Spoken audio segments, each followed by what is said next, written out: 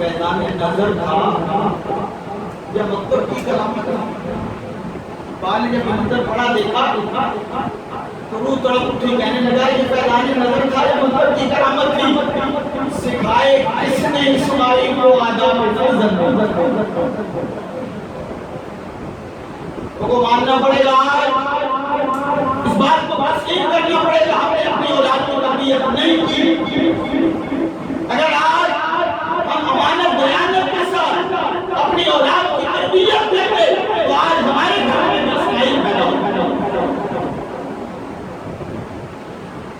آج بھی ہوگا ابراہیم جیسا امام پیدا آج کر سکتی ہے انداز گلستان پیدا۔ اپنی طرف توجہ تو کر، انہیں اپنی اولاد کی تربیت تو نہیں کرتا ہے کہ میرا بیٹا میرے سامنے ہاتھ باندھ کے کھڑا ہو جائے۔ میں اپنی طرف تو توجہ کر، تو چاہتا ہے میرا بیٹا گردن جھکا دے اسماعیل کی طرح میں ذبح کر دوں، میرے منہ سے بات بعد میں نکلے، بیٹا عمل پہلے کر لے۔ ارے تو کی تربیت کی ایسی مسٹر جپس کے ناول پاتا ہے بیٹے کو اور چاہتے ہیں اسماعیل کا رول ادا کرے، ہمارا بیٹا حسین کا رول ادا کرے،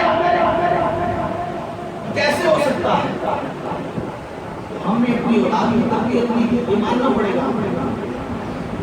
ہم اپنی اولاد کی تربیت بھی خالص نہیں